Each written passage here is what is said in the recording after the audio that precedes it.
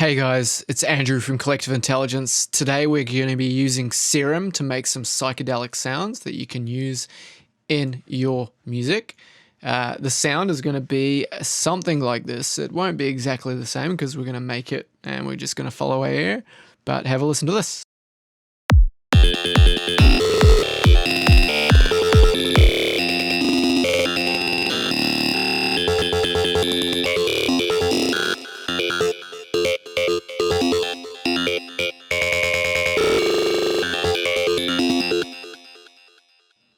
Cool, you get the idea. Now these sounds are very popular these days. It's a good and a bad thing.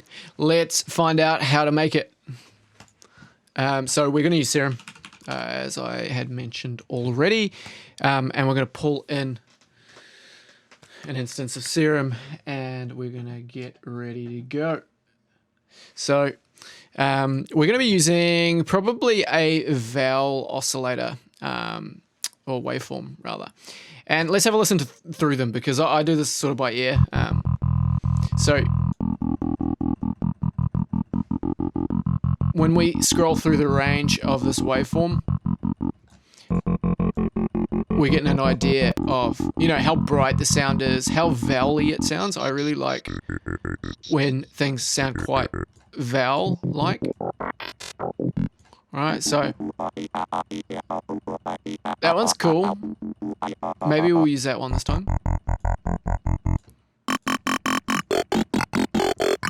That's what I used in the example above. Let's try this one. It might not be suitable because it's not different enough, right? That one's got a really big range, so we'll use this one. There's a lot going on in there. So the way that I'm going about doing this is when I press a note, I'm using the if you right click and you go modulation source, I'm using note on random, right? And when I map that, I let it go full range, right? So from 1 value right up to 256 value, it's mapping that whole thing. So that means that when I press a note, it's going to randomly be in a different part of the waveform, right? So every time, different position.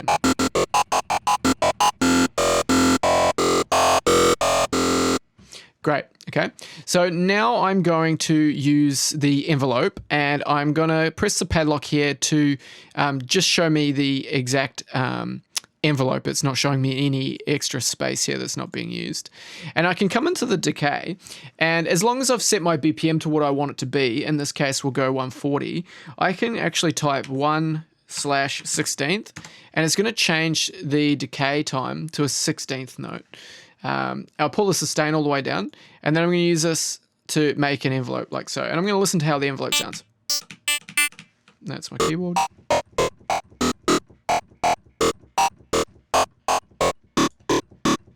Right, so I'm making it quite snappy. I don't want a big, long, sustained note. I just want it to be typically a 16th, because usually I use it as a 16th.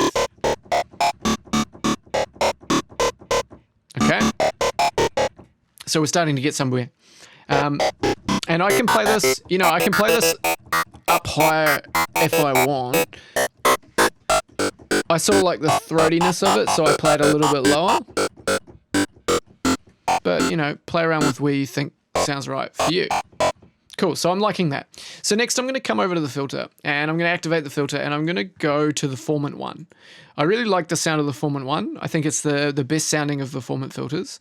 And I'm going to turn up the resonance, and I'll turn up the drive a bit too. That's just going to, add gain. And then if I pull the cutoff all the way down and the formants all the way down, I'm also going to map them to note on random. So, right? They play, and you're always getting a slightly different vowel-like sound. And we could play with that. We could turn the resonance up. seems about right around there. Cool. So next, what I usually use is I go in here and I actually grab a velocity. So this is a velocity. It's going to send different velocity amounts into Serum, right? You can see it moving around here, and I'm trying to press the keyboard at the same sort of velocity, but it's playing down low, it's playing up high, and I'm going to use that velocity, and I'm actually going to map it to the length of the decay. So sometimes we'll get slightly longer hits.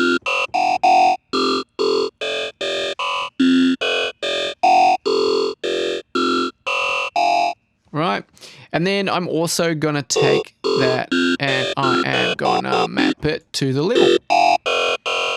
So sometimes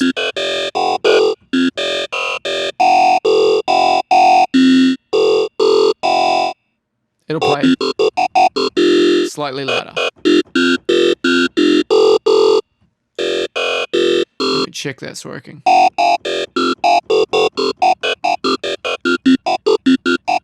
It is moving around. It looks like it's working. Cool. Cool. So we've got some variation happening there. We'll jump over and we can try a couple of things for giving it width, right? So I did this and I didn't really end up preferring either so much, but hyper will add some interesting dimension to the sound. Unsure if I really like it. And I also do the old Haas effect. So I put one on, say, let's say 20. We turn the mix all the way up, feedback all the way down. And then we've got instant width, right? So this is not so, in my headphones, it doesn't sound as like cohesive as what the sound sounds like this. It's sharper and it's more obvious, right? So then I'm going to use an LFO, and I'm going to put the LFO on trigger mode, or rather envelope mode, I think is more appropriate. And I'll pop that on 16th notes as well. And I'm going to make this like a little sort of ramp, right? And I'm going to turn the distortion on, and I'm going to pull the drive all the way down. And then I'm going to apply some of the tube, right? And that, if I turn that off, it adds a nice little attack to the beginning of the sound. Makes it a little bit more percussive.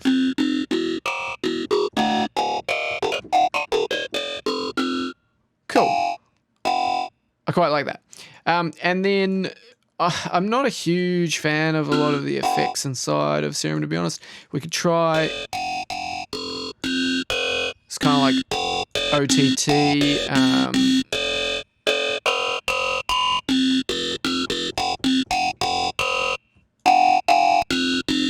Kind of tightens the sound up in a way, but whether we really think that's beneficial in the long run, that would be down to us, really down to our taste.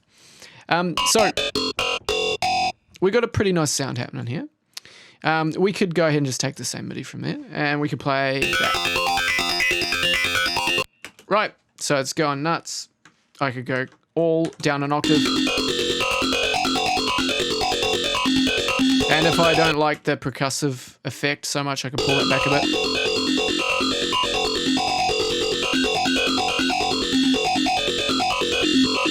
Flip it off, flip it on.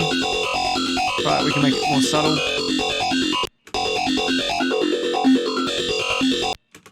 Cool, the compressor is bringing something to that sound that was lacking. Okay, so we've got this. Now, what do I do next? I do a couple things. So I come to Shaperbox. This is my favorite creative, or one of my favorite creative tools. I go pan, so I can pan it around. And I quite like to go into creative and just try out, you know, what goes on if I use something like this. Right, we'll turn off that delay. Right, so I quite like the delay, as well as that. And I can pull the amount down there, so it's not quite so spastic. So the mix is a bit lower, but it's still sort of panning it about. I also quite like delay on these sorts of sounds. Right, so that's an instance of replica just doing a dotted delay. It's a bit of clicking in there that I don't quite like. That's coming really obviously when the delay's on. But we've got that. And then finally, I want to show you guys some really interesting ways of taking this to an entirely different level. So in my JBridge folder here, I've got Live Cut. And Live Cut is mental. This is a glitching plugin effect. You can go ahead and download it from Smart Electronics, Live Cut.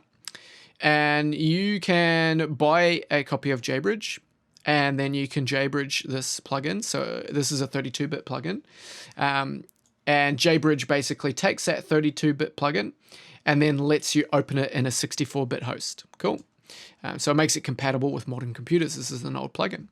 And just have a listen to what it does. So I've got it here on, if I press the plus for the cut proc, it changes it to warp cut. And this is basically a different way that it's cutting up and glitching the audio. So let's have a listen to this now. So with it off, with it turned on,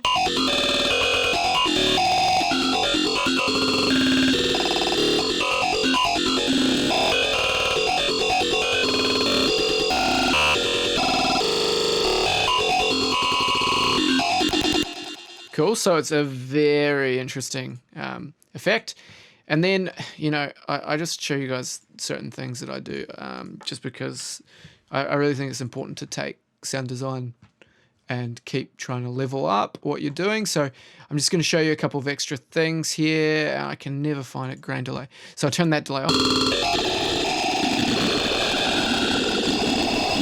Right, so instantly you can take that and you can add spray to it. And you've actually made it like more of an effect that you can have in the back of your track. So if you just take, say, a little bit of that, and then you get a big, long reverb. Say, let's go for Valhalla. And we'll get the plate. I like the plate a lot. Adamantium. Turn this up a bit.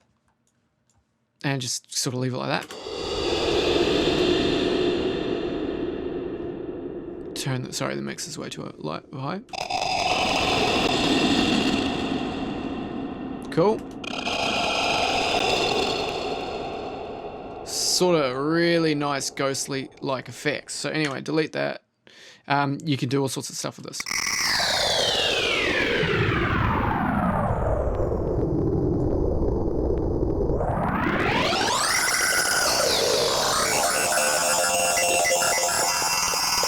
There you go, you've already got another sound. So now you've got two sounds. You got this, and then you got that.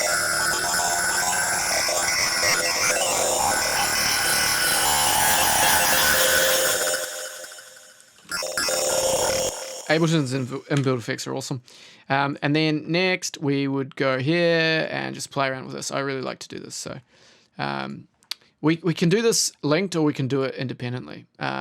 So let's do it independently for a bit of fun. So I'm independently mapping the timing of this delay. The left side is independent from the right side. So if we go, let's just do something very wacky and see what happens. So we've created a sound, right, that hopefully we like. And then we're chucking time-based effects on it and pitch-based effects to really mangle it and do something interesting.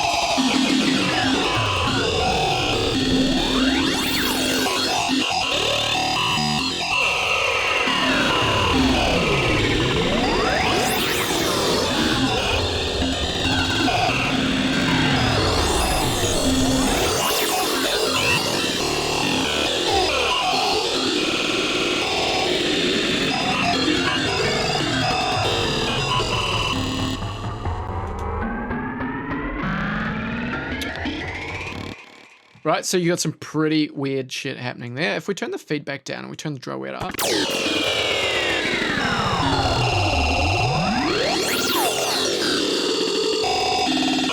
a bit better like that. Mental, right? So now you've got that sound. And then if you just want to come to the end of a bar or something and you want to do something weird, you can always do this as a time slow effect. Turn it on, sorry.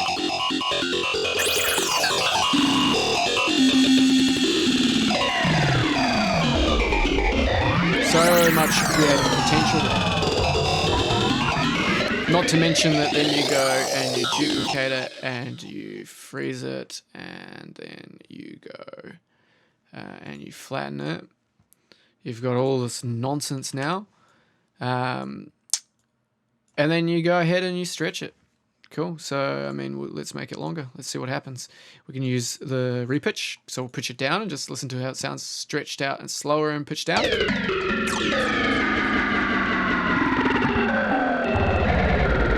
Let's go stretch it more. Okay, that's interesting. What about beats? What about if we go like this and we put it on?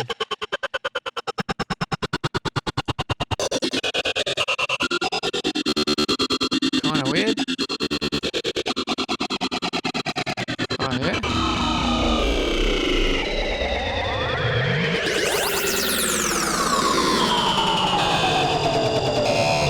What if we just reverse on?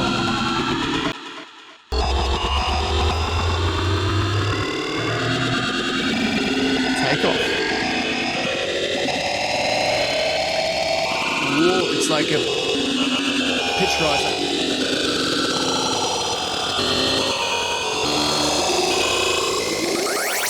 Whoa. Right, there's lots of cool shit in there. I think I made my point. That was fun.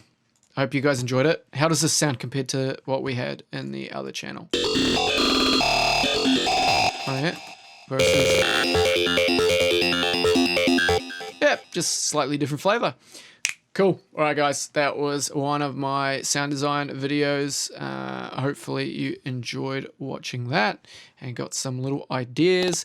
Yeah, I know I'm using third-party plugins as well as Ableton plugins. The third-party plugins are a lot of fun to use. I really like them. So I want to start incorporating them in my videos because they're what I know how to use very well. So see you soon. Peace. Love.